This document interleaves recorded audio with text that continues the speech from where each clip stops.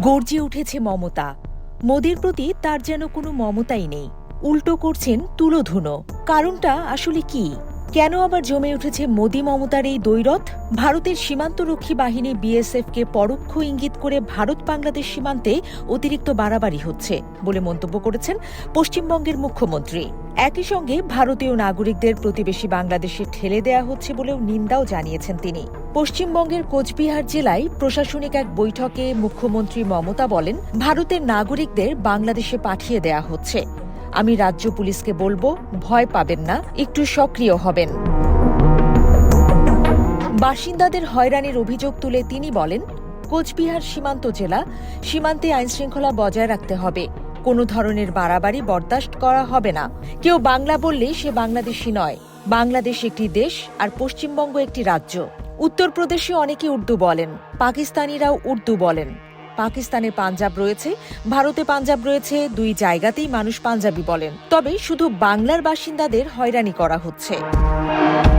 পশ্চিমবঙ্গের মুখ্যমন্ত্রী বিজেপির বিরুদ্ধে সাংবিধানিক মূল্যবোধ, দেশের ইতিহাস ও বাংলার মনীষীদের প্রতি ইচ্ছাকৃত অসম্মানের অভিযোগ তোলেন তৃণমূল প্রধান।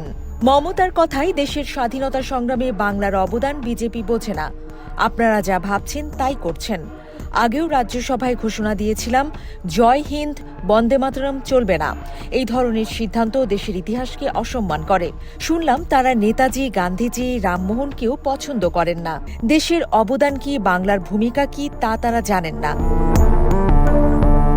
তিনি প্রশ্ন তোলেন, রচয়িতা বঙ্কিমচন্দ্র চট্টোপাধ্যায় কিংবা বাংলার মনীষীদের প্রতি ঠিক কতটা শ্রদ্ধা দেখায় বিজেপি? মমতার ভাষায়, হরিদা, শ্যামদা আর বঙ্কিমচন্দ্র জাতীয় গান যিনি লিখেছেন তাকে সম্মান দেবে না? আপনাদের তো মাথা নিচু করে জনগণের কাছে নাকখত দেওয়া উচিত। তাতেও ক্ষমা হবে না। আপনারা দেশের ইতিহাস, সংস্কৃতি, আন্দোলন সবকিছুকে অসম্মান করেছেন। তিনি আরও বলেন, স্বাধীনতা আন্দোলনের পথ দেখিয়েছে বাংলা। ক্ষুদিরাম, রামমোহন রায়, বিদ্যাসাগর থেকে শুরু করে অসংখ্য মনীষীকে ইচ্ছাকৃতভাবে অপমান করা হচ্ছে বলে অভিযোগ তোলেন তিনি। সেই সঙ্গে বিদ্যাসাগরের মূর্তি ভাঙার ঘটনাও স্মরণ করিয়ে দেন। তার দাবি, বাংলার মানুষ এসব ভুলে যায়নি এবং ক্ষমাও করবে না। বক্তব্যে আইনশৃঙ্খলা ও প্রশাসনিক প্রক্রিয়া নিয়েও সরব হন মুখ্যমন্ত্রী। অভিযোগ করেন, অন্য রাজ্যে নিরাপত্তা সংস্থা সঠিক নিয়ম না মেনে বাংলায় এসে গ্রেপ্তারের চেষ্টা করছে, যা তিনি কখনোই বরদাস্ত করবেন না। তার ভাষায়, যে কোনো মামলায় তদন্ত হবে, আইন তার নিজের পথেই চলবে, কিন্তু প্রক্রিয়া মানা হবে না। এটা হতে পারে না। শুনেছি আসাম থেকে কিছু লোককে বিদেশি আইনে নোটিশ দেয়া হয়েছে। এসব বাংলার মাটিতে চলবে না। পুলিশ প্রশাসনকে উদ্দেশ্য করে তিনি বলেন, রাতের টহলদারি কমে গেছে, যা দ্রুত বাড়াতে হবে। আগে একটি এলাকায় দিনে ৩-৪ বার পুলিশ ভ্যান দেখা যেত, বর্তমানে তা চোখে পড়ে না বলেও মন্তব্য করেন মুখ্যমন্ত্রী। তিনি নির্দেশ দেন নিত্য টহলদারি জোরদার করতে এবং নিরাপত্তা ব্যবস্থা কড়াকড়ি রাখতে।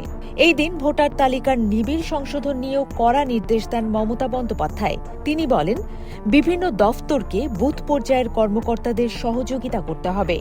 জেলা প্রশাসকদেরও সঠিকভাবে নাম অন্তর্ভুক্তির দায়িত্ব নিতে হবে।